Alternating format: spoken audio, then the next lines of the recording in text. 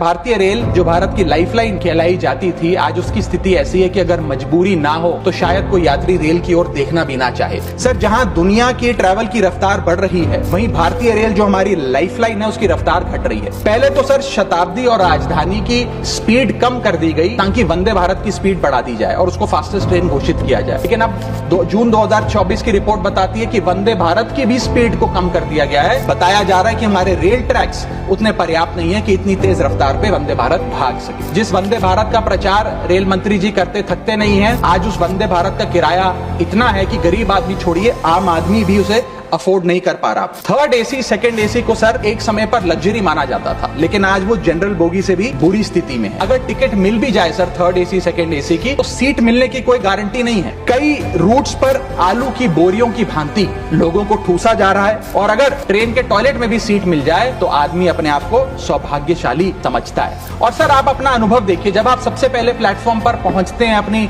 Train में चढ़ने के लिए, तो आपको चारों तरफ सिर्फ गंदगी ही गंदगी नजर आती है। और हालात यह है कि लोग मजबूर हैं प्लेटफॉर्म पर अखबार बिछाकर सोने के लिए। यहां तक कि सर आज जब इस ठंड के मौसम में एक यात्री एक लंबा सफर तय करता है ट्रेन में और सोचता है कि थोड़ा आराम कर लूं, कंबल चादर खोल के ओढ़ने का प्रयास करता है, तो उस कंबल चादर से इतनी बदबू आती है, इतनी दुर्गंध आती है, और उसके जवाब में रेल मंत्री और रेल मंत्रालय बताता है कि हम महीने में एक बार कंबल धोते हैं। सर, महाकुंभ को लेकर कई आयोजन बड़े बड़े किए गए और कहा गया कि भारतीय रेल बड़ी सक्रिय होकर महाकुंभ का आयोजन कर रही है। मैं बताना चाहूंगा कि प्रयागराज का रेलवे स्टेशन और आसपास के कई रेलवे स्टेशन को बंद करना पड़ा क्योंकि सरकार क्राउड मैनेजमेंट नहीं कर पाई। 2020 में सरकार ने बुजुर्गों को मिलने वाली रेल टिकट पर जो सब्सिडी थी वो बंद कर दी, जिसके चलते सरकार ने काफी ढोल बजाकर कहा कि वित्तीय वर्ष 22-23 में उन्होंने 2242 करोड़ पैसे 150 मिलियन सीनियर सिटीजन से वसूल किए हैं। अब बताइए सर, क्या हम अपने बड़े बुजुर्गों की हड्डियां निचोड़कर भी पैसा वसूलेंगे? सर, पहले सुरक्षित यात्रा की गारंटी हुआ करती थी, आज कोई गारंटी नहीं। रेल मंत्री कहते हैं हमने कवच सिस्टम नाम का एक नया सिस्टम लागू किया है जिससे अब रेल दुर्घटनाएं